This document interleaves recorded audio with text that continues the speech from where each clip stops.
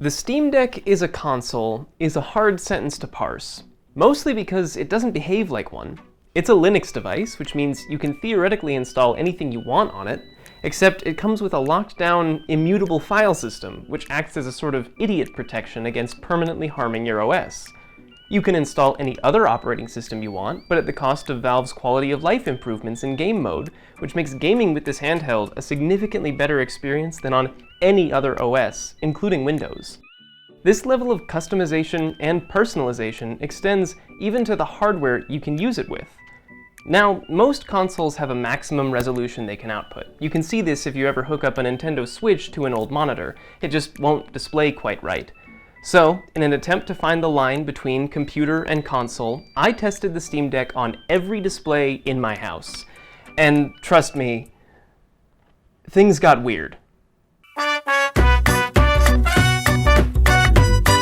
You actually did this? I did, yeah. What do you think I've been doing every day? First up, let's talk about the most common type of monitor, at least according to the Steam hardware survey. The overwhelming majority of gamers surveyed are using 1080p screens, and the most common refresh rate for a 1080p screen is 60 Hz. With that in mind, let's plug the Steam Deck into this HP workstation monitor. It's nothing special. I got it off a bulk sale at a computer refurbisher. Right off the bat, you'll encounter our first hurdle. Workstation-oriented monitors typically don't have HDMI ports. Now, in fairness, neither does the Steam Deck, but USB-C to HDMI adapters are somewhat more common than DisplayPort ones. Once we get ourselves an adapter, you'll see the second issue. See, the Steam Deck uses a somewhat unconventional 16:10 aspect ratio. This is great for handheld gaming because it gives the impression of a larger screen than what the Steam Deck actually has. When docked, however, you'll either have black bars on the side of your screen, similar to here in God of War, or a slightly awkward stretching effect, like in Dying Light. This only happens in game mode though, since the deck is simply duplicating its internal display. So just switch to desktop mode, right? There's no performance difference, right? Well, yes and no. There's no difference in game performance, but controller mapping is a little more sketchy, and you lose out on FSR, which is AMD's upscaling technology for outputting on, say, a 4K TV, but we'll get there. In short, there is no universal answer, so I'll try to cover what I've found to work as we move through each display and resolution. For smaller screens like this, it's really up to personal preference, but I will say that if you're unique enough to have one of these 16:10 office monitors from the mid-2000s, your screen will actually be the perfect aspect ratio for the deck when in game mode, which is pretty neato burrito to me. I, on the other hand, am not so lucky. I use a 21:9 34-inch monitor, and in game mode the deck has zero support for ultra-wide displays, so you'll have to switch it over to desktop mode. I was actually really surprised at how many games the deck could render in ultra-wide mode. Borderlands 2 got a fairly consistent 45 frames per second at low details, and at the time of writing, that's a game that isn't even supported by Valve on the deck. Another shock was Death Stranding, which is deck verified, and I have to say I'm very impressed. This is the first time I'm mourning the loss of FSR, however.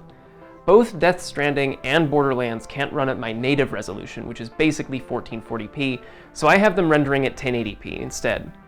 The frame rates are better, but there's an annoying softness that's pretty hard to ignore at times. FSR improves this slightly by using AI to upscale the image. It's a lot more basic than DLSS, which is Nvidia's version of this technology, but it does help a lot when playing high-detail games like Elden Ring, and in this case, Death Stranding. Unfortunately, like I mentioned earlier, FSR is only supported in game mode, but in order to have these higher resolutions, you need to be in desktop mode. Resolution isn't everything though. The size of your screen can also play a role in how good an image looks. The Nintendo Switch looks fine on its integrated display at 720p, but once you dock it to a TV, you can start to notice the lack of sharpness in the image. The deck isn't locked to its native resolution, however, and it's not even locked to its native operating system. Something the Steam Deck can't do, which other consoles can, is output surround sound audio. Many games have support for this feature, and consoles like the Xbox Series and PS5 flaunt their ability to be seamlessly added to a home theater. But what about the deck? At risk of getting slaughtered in the comments, you can check out my other videos on Windows 11 to see why installing it on your Steam Deck could be a good idea for you. Adding support for surround sound and HDR really adds some much needed features to this device. But everyone knows the gaming performance on the deck is worse than Windows, so what can you actually play? Well, what if I told you that Hitman ran fantastically at 1080p medium settings, with HDR support to boot? But we already saw what 1080p looks like on that screen. How about something a little bigger? Maybe 70 inches bigger. I'll admit, I was kind of dreading using my projector. I was worried that the deck couldn't produce a clear image at this scale, that games couldn't run at this aspect ratio, or that I would have to stick with Linux because the gaming performance would be unusable. But after my testing, I can confidently say that if you want the home theater creature comforts that Windows 11 brings to the table, the Steam Deck can become an incredibly convincing addition to your entertainment center. I tested my favorite games on Game Pass, and across the board, I saw 30 to 60 FPS rendering natively at 1080p. But enough of this. We both know why you're here. Can the Steam Deck run games in 4K? Before I answer, let me explain why this isn't a stupid question. Running games at lower resolutions on larger displays can result in sharpness issues. Increasing sharpness by increasing pixel count is a good idea, and if you have a 4K TV, it can sometimes be the only way to get the most out of your screen. I'll start with this. 4K HDR support is not gonna happen. The Windows drivers aren't good enough yet to render anything in 4K, and without Windows, you won't be using HDR.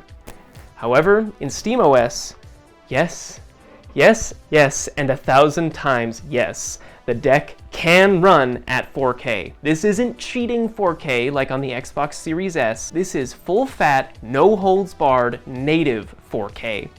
Dishonored, Skyrim, and Doom looked reasonably good at low settings, but the really exciting stuff is party games. Stickfight, Overcooked, and Towerfall aren't particularly resource-intensive at all, and at 4K, they look amazing. And I haven't bought it yet, but I have a feeling that the LEGO Skywalker Saga will have absolutely no issues running at high resolutions on the deck. Woo.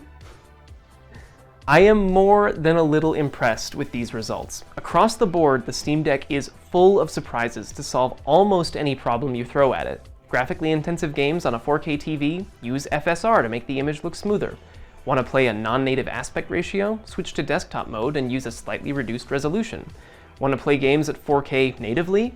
Make sure your graphics settings are reduced and you're good to go.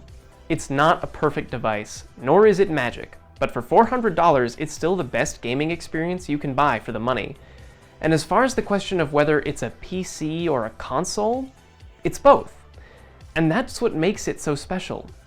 I have a few other videos about the deck already, and I'm not even close to finished with it. Subscribe and ring the notification bell so you don't miss my next video, and thanks for watching. Any other OS, including Windows. Can you even hear him? I don't know. It's not lighting up when he's drinking. Pep, He's are you so thirsty, bud? thirsty. It's because he licked all that rice. Pep, you thirsty?